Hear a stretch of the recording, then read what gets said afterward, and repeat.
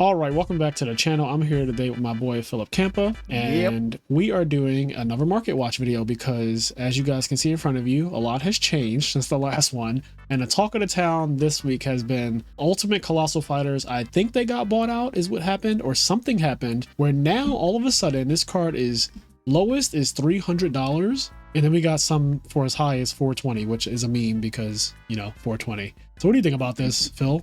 So I think that being from Turbo Pack 5, very, very old Ulti, not something that you can, easily find. Same pack as the original Super Snowman Eater also. When you look at the TCG player data, there's sales, here and there. They've been like around the 100 mark for a good little minute. I remember when these used to struggle selling at $20-$30. But seeing it that high and people just, hey, I have 3 Ultimate Colossal Fighters, looking for 200 to 300 a piece. It's just kind of wild. I don't think Colossal Armory Arm OTK is that prevalent in Edison format, but it's still there. Yeah, Dream Frogs is a thing. But if you want it to look pretty now, it's going to cost you at least, I think, 300 for a light play. This is crazy because they really were cheaper a month ago. Like 1 month ago, these were just way cheaper. Like I'm talking about exponentially cheaper. They're up 200% or something. Look at the graph. Do we blame frogs? That's the question here. I don't know if it's because I feel like all ultis are eventually going to get bad when they're played, and Colossal is played in every single extra deck, bar none, right? So yeah, it's damn near staple. It is a staple. It is. I've never seen an extra deck in Edison format that doesn't include Colossal Fighter unless you're playing like Glad Beast or something, right? And even now, those are starting to synchro too. So that's the crazy part. But yeah, we need to make a Gladiator Beast deck that Colossal Armory Arm OTKs, Yeah. Jump in the lab with it. So next up we have Witch of the Black Rose. So as some of you may know from one of my recent videos, I covered a deck that just won Italian. It was like the Italian Nationals, something like that, some huge tournament in Italy, Edison format, and it was over 250 players if I'm not mistaken. But it was won by a guy named Federico Mercury, which is like Freddie Mercury. I think that's such a badass name. That's the best name. It is such a good name. But he played Monster Mash and he got first place, and it was a ton of value and Black Wings and Frogs and stuff like that at the tournament. All of those decks topped as well. But the deck that won the tournament was actually Witch of the Black Rose. So first edition copies of this card, there's only one left at $17. After that, it jumps to $25. Personally, after playing the deck in that video with Kenny and the Master and the Disaster, I actually think that this deck isn't bad. Like, I'm not even joking. I think that it literally is a playable deck. And because it plays Gear Frame and Fortress, it kind of has a naturally good matchup against value.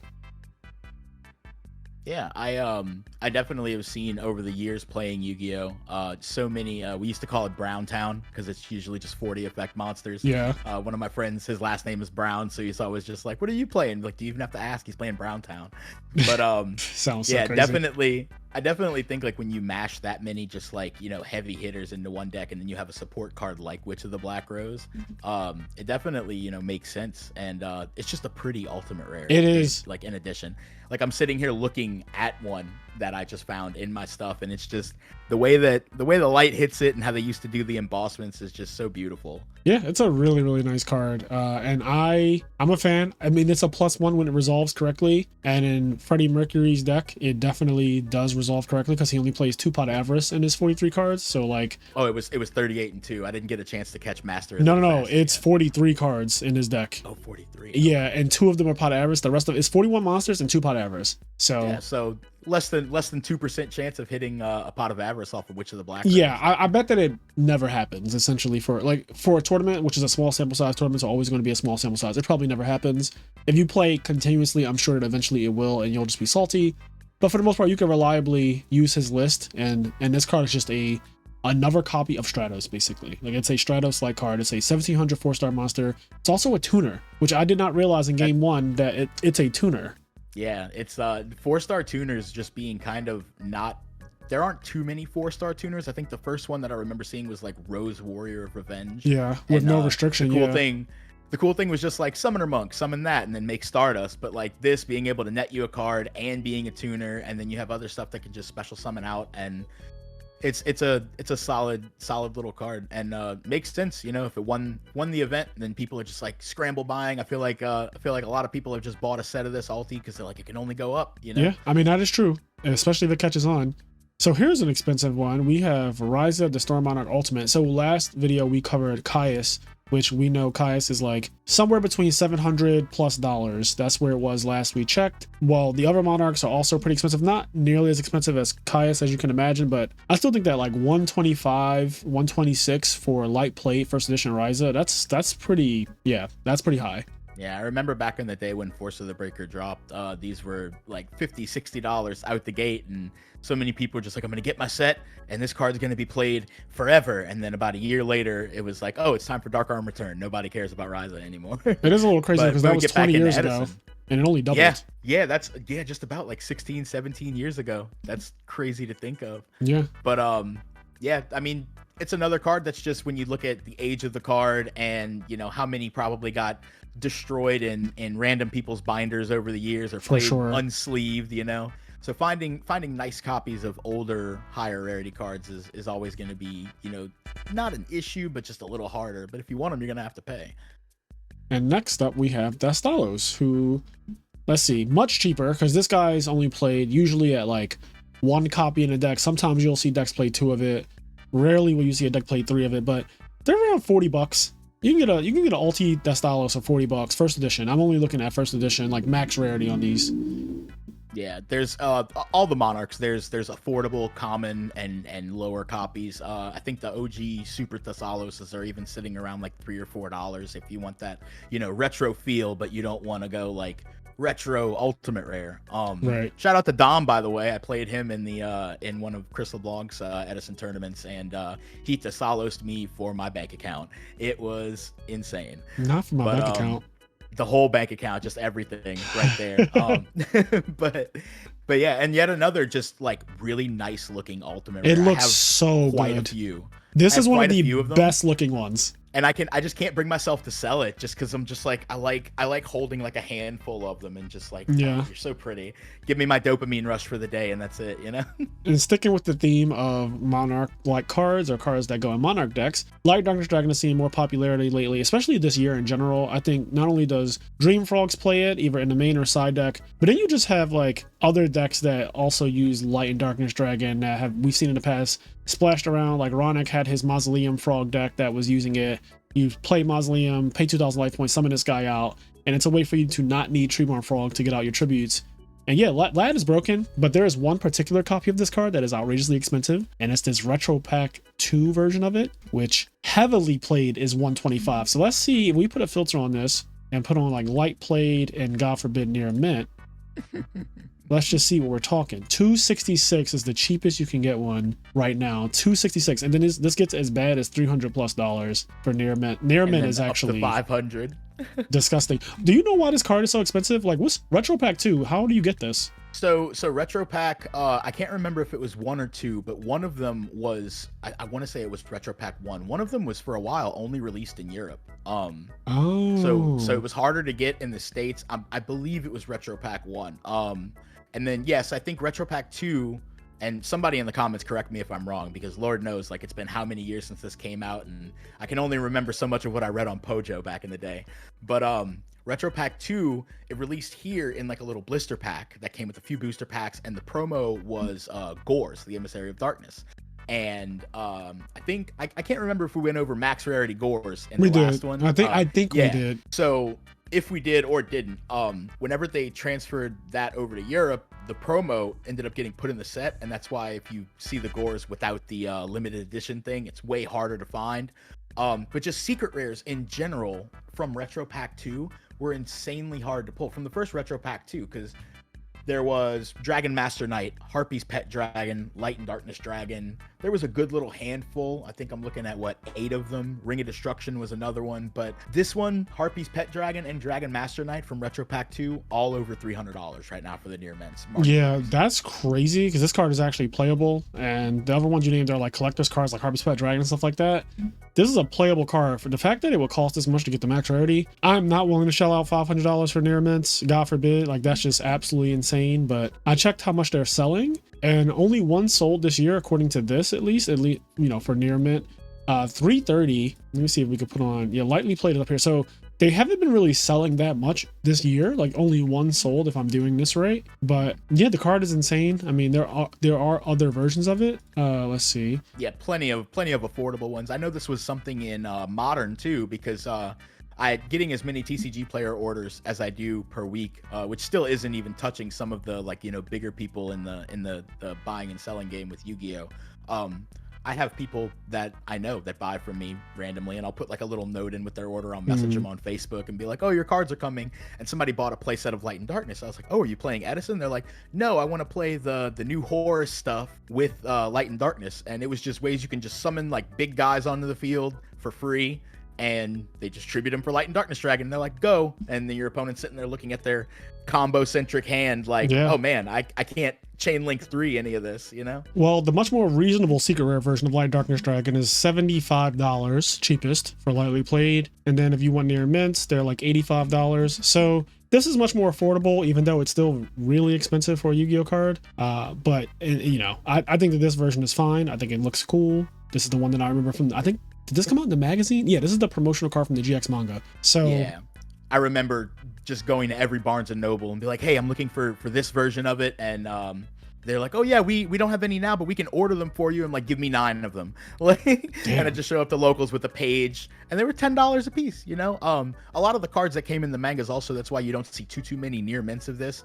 A lot of them had, you know, they were in basically a little envelope that was glued inside of the magazine. I remember that. People used to just take them out the magazine or whatever, like the booklet. Yeah, before they started wrapping them with cellophane, but also just being unsleeved in there. It did make some edge wear problems sometimes. I remember that too. If you're looking for a PSA 10 of this, it's probably probably harder to find, but lightly played is just fine for, you know, looking nice while you play it. Yeah. All right, Phoenix Wingwind Blast. Ultimate Rare. This is a card that I remember from my childhood because it's, you know, it's old as hell. Flaming Eternity is really, really old. And yeah, this card's broken. It's played in Edison format, of course, but I think that it's just one of those things that it comes in a couple high rarities, super rare as well, if I'm not mistaken. It got printed as, I want to say that this is first edition Ulti is probably the most expensive, maybe. I should actually check that. Ulti. So looking at it, it didn't pull up on my end, but the supers from Champion Pack are about $90. Okay, so that is the most expensive. Yeah, lightly played first edition will run you about $190 if you want English, because this one is Spanish here. So we're going to ignore the Spanish one, but $190 for a lightly played first edition. So these are almost $200 a piece. That's steep as hell. Yeah. So I believe the last 2 sets that were released for the GOAT format window were actually Rise of Destiny and Flaming Eternity. So Rise of Destiny, we brought up the Solos, and now we have Flaming Eternity for Wing Blast. Just another old pretty card that you know, I can't tell you how many times people have been like, "Oh hey, do you want to go through my stuff and buy stuff?" And I'm like, "Oh sure." And I'll look and I'll see an Ulti Wing Blast and I'm like, "Oh please be close to near mint," and they're just mangled.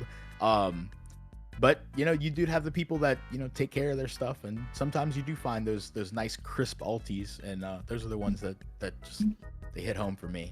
Makes you feel like you pulled it, you know? Exactly. This is one of those cards that they printed again as super rare, and I hate that. Yeah, every time I see a Fusion Enforcers one, I die a little on the inside. I hate that. And granted, I have them. I don't really play Wing Blast, but I do have the cheaper super rare version. I just despise the fact that they printed something that one of the max rarities for it was super rare, and they just did it again. Same thing with Diva and Icarus Attack. We talked about that before, but yeah, it's just, that always is been weird to me. Speaking of discard traps though, this one is gaining more popularity. Karma Cut, a card that I used when I won Indianapolis, and I like this card a lot. It helped me to beat Amarillo. He brought back one.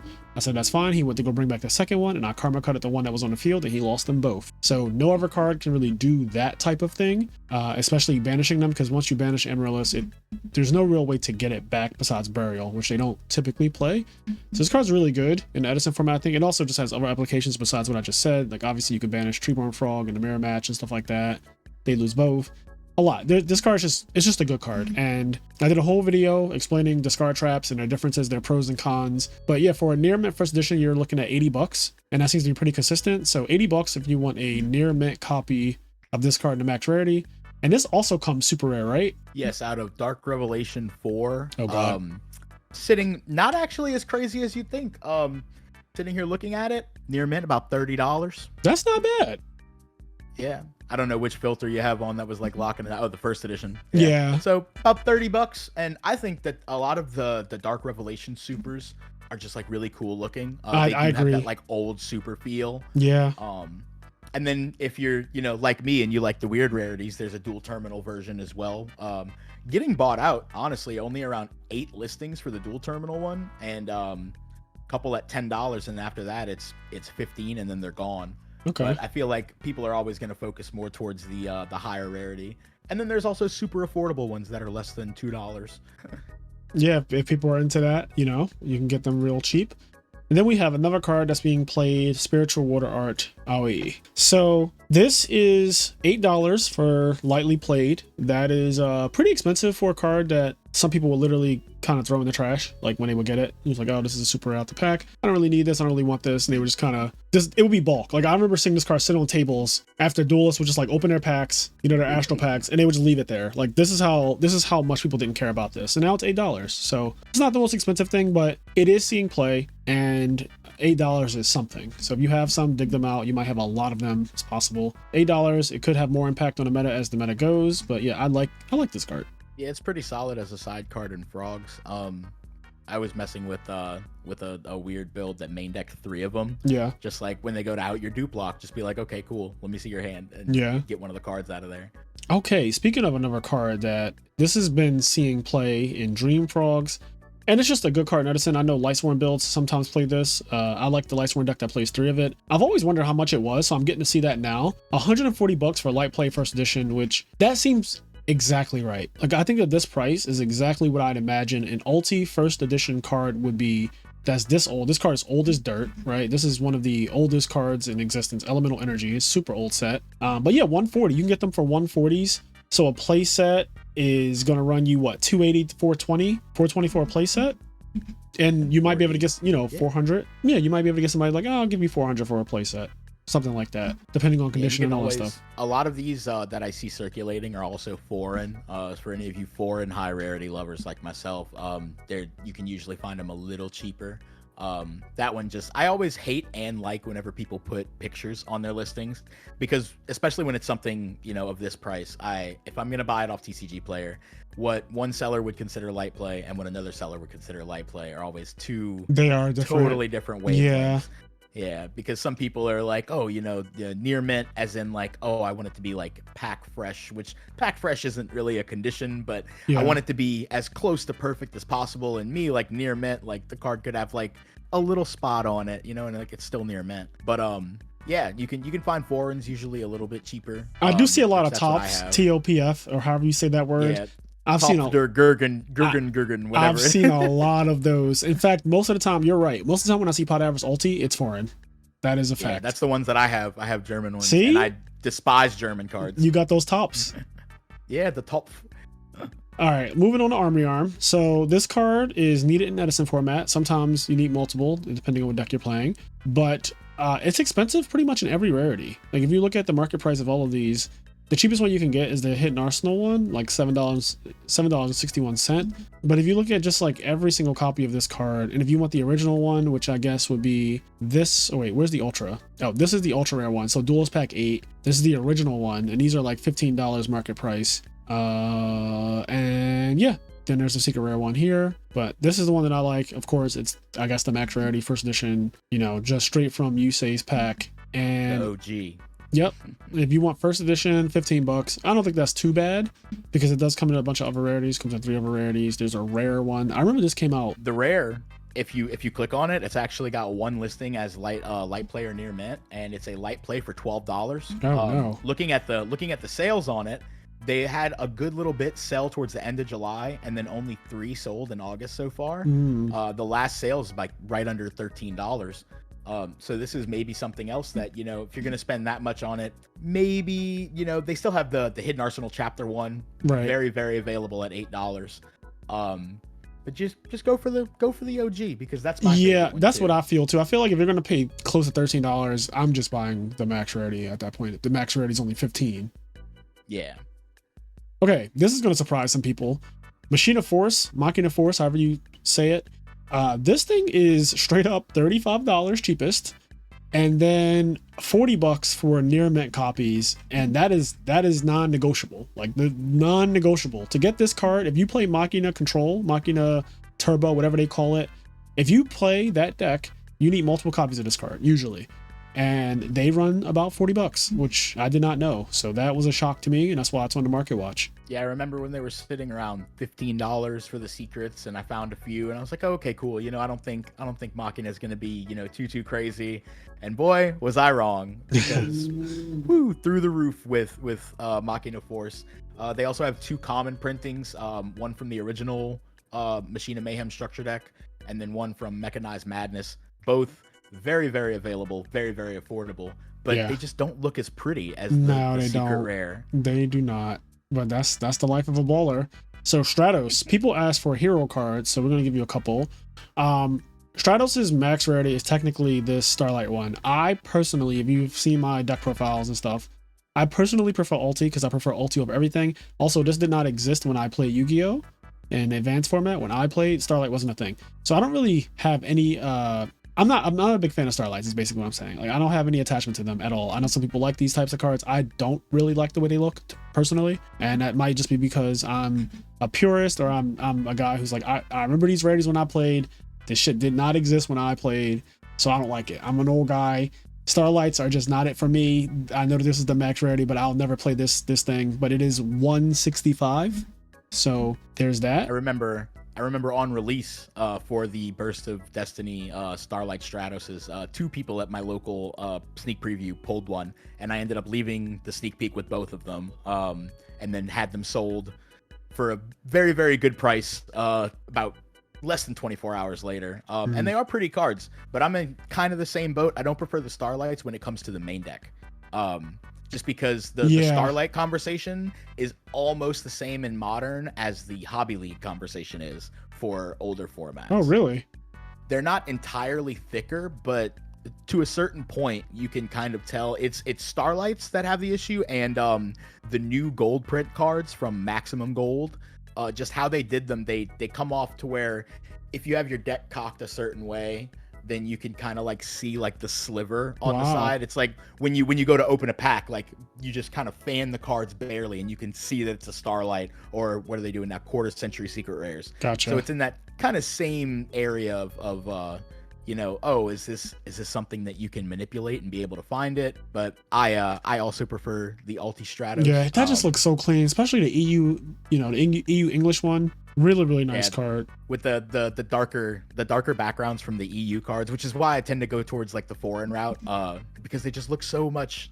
It's so much more satisfying. The only foreign I like is when it's EU English. Like if you're gonna give it to me in a foreign, I don't want the language to be different, because again, I just dread the idea of my opponent being able to ask me for a translation for an Edison card, especially a common one like Stratos, one that everyone, you know, not everyone plays, but everyone knows what Stratos is. Everyone knows what it does. And so if somebody asks me for a translation on it, I'll just be so annoyed. Even though I do like Elemental Hero Airman, which I believe is his like French name or whatever, that is awesome. Yeah. And I actually owned a rare copy of Airman because my friend Alistair gave it to me when we were younger. But yeah, as soon as somebody asked for a translation one time, I'm just over it. I'm like, all right, bro.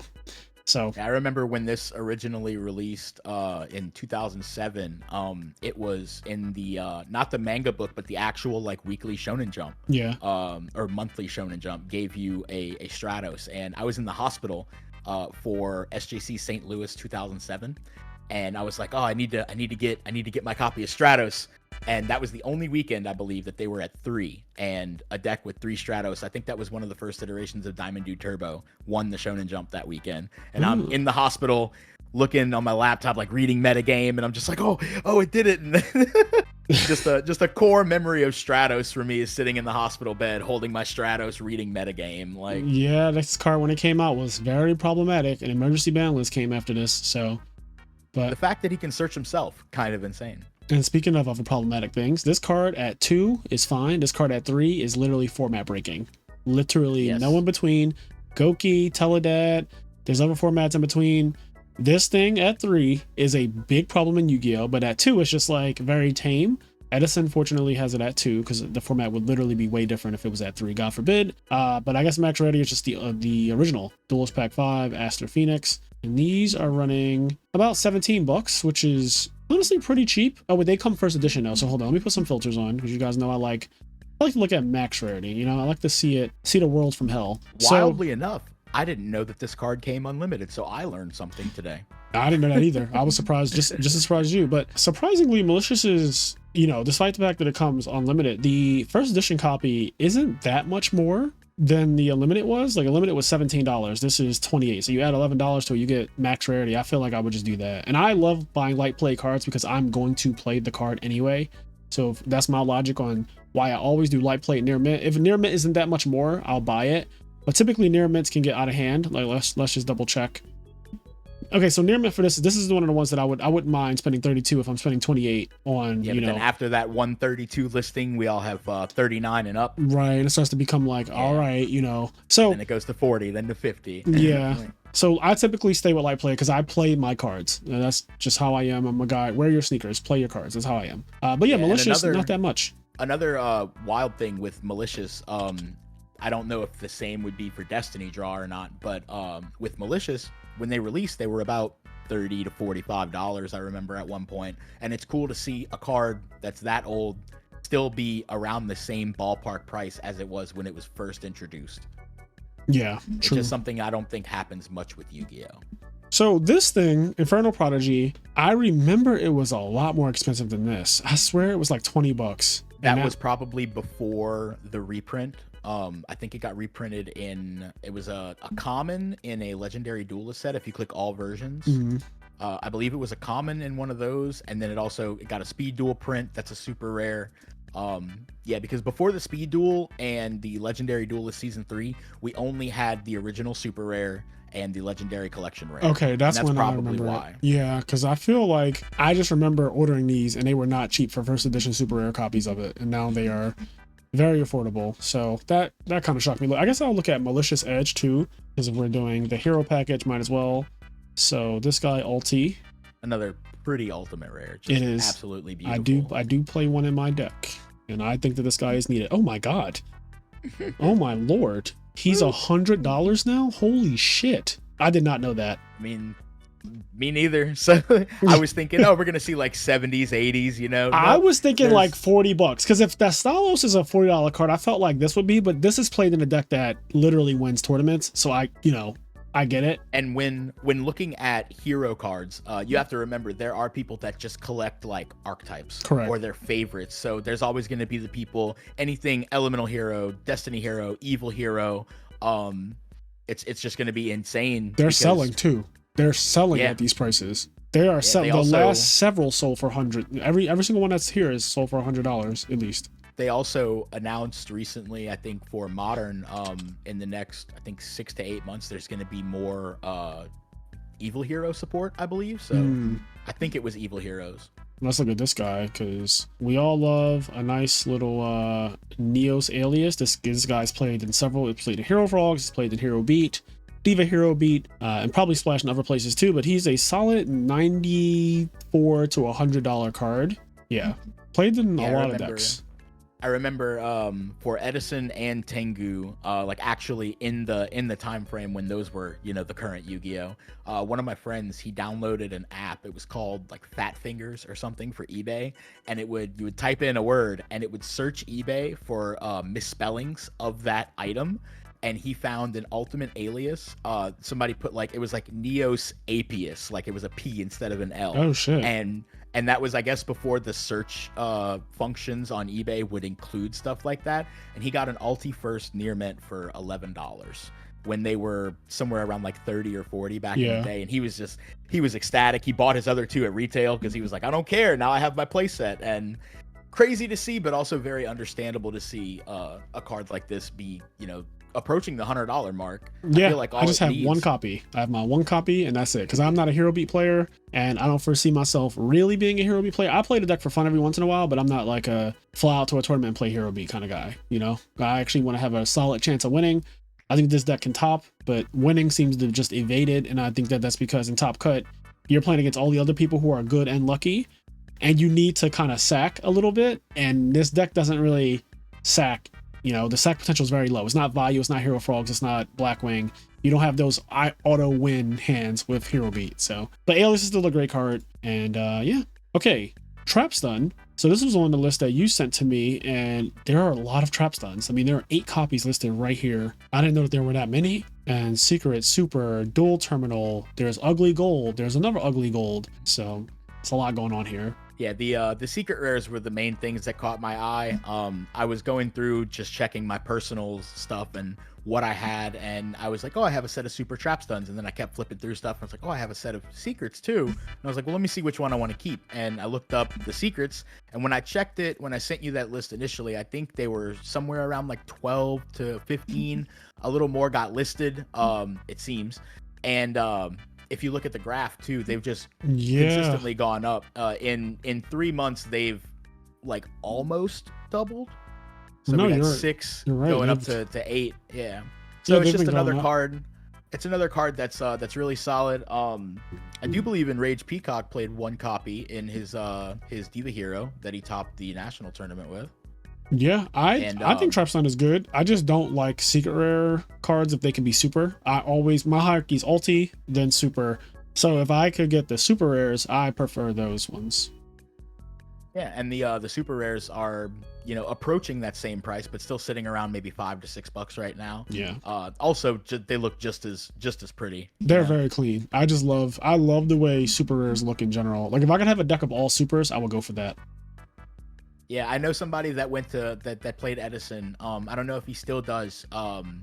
He was a vendor in Chicago, Joe Vasquez, and he's like, I like super, and he made the like Synchrocat deck, or as much of Synchrocat as you can get in Edison, and everything was super. Yeah, all Spy, of it. Bottomless, Cat, yep, everything that could be super. It's so pretty. Yeah, it is actually. All right, let's move on. Deep Sea Diva, speaking of super rares that look really good. So Max Rarity is super rare from Turbo Pack 4, and then it drops down heavily to Duelist Pack, Ultra Rare, and they did reprint it as a super rare for some strange reason in an OTS tournament pack. So wait, a Turbo Pack and an OTS pack, it got printed. That's interesting. Yeah, they it seems to be a trend with as many times as we're comparing newer OTS prints of supers to the OG supers, which were max rarity, because I believe before the Turbo Pack Diva we only had the rares and a common. There was the original rare printing, and then there was a common from the Atlantean structure deck. And until I think it was maybe like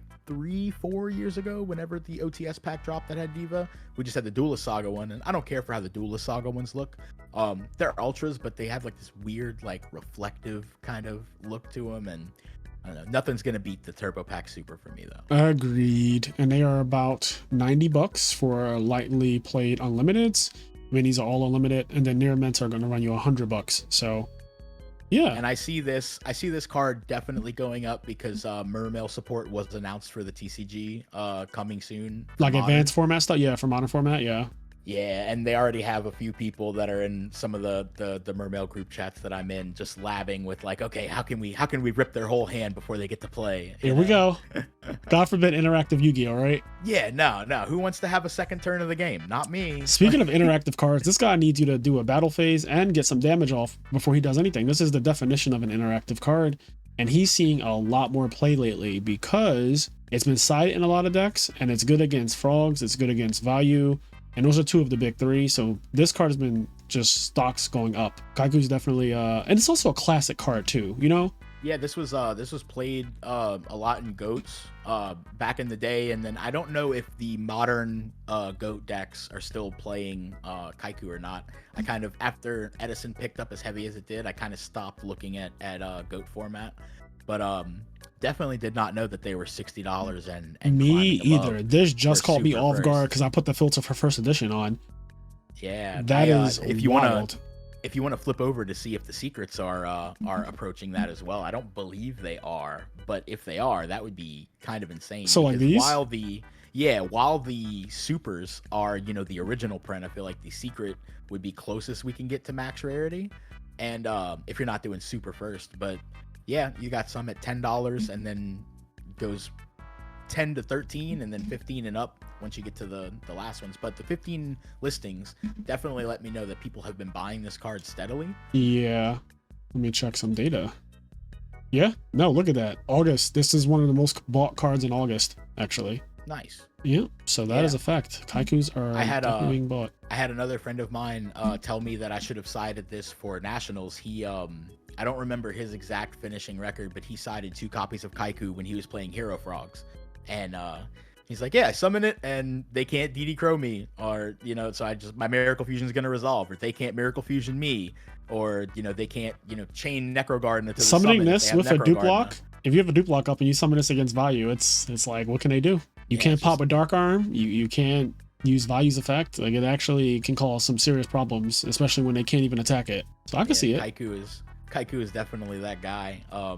Somebody that I thought would do something in Edison, just maybe the time wasn't right, and after seeing the results from Nationals and the results from Maryland, the Kaiku's popping up more and more. I think we're going to see a lot more of Kaku. Yep. And maybe some super firsts if somebody wants to spend $60 on them. All right, and rounding out the spellcasters, and this will be the last one that we do for this video. So I didn't know, but even the super rare one of this, the lower rarity, is $7. But we have now. I did order a secret rare version of this card a long time ago because I just knew that this could become problematic later on, and I just don't want to fuck around and find out. Lightly Played is $77, but if you want anything after that, and there's only things after that, $93 for a first edition copy of Tempest Magician. I feel like this card will only continue to go up because it is a very hard to get secret rare. I feel like you don't see many, especially first edition. You don't see many first edition copies of this card, especially in good condition too. So yeah, that was Crossroads of Chaos, iconic set, Black Rose Dragon, Black Plague Rose, Spreader, Zombie, Titanial. Yeah. I remember people pulling this from their box and just being like, oh, there's not, too many other wild secrets, but I would have rathered an Ulti Black Rose than this, or I would have rathered an Ulti Plague than this. And yeah. Granted, both of those cards are still up there price-wise Correct. now, but I actually still have my secret rare Tempest Magician from forever ago, and just digging through random bulk that I find laying around the confines of my home. I find super rares always, and I'm just like, oh, okay, cool, these are gonna go a little higher one day, and the day is here. The day is definitely here.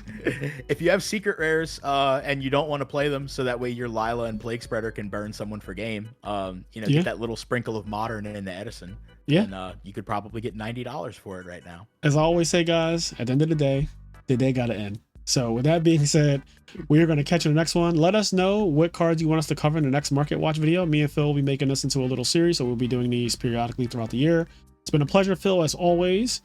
And we'll catch you in the next one. Peace.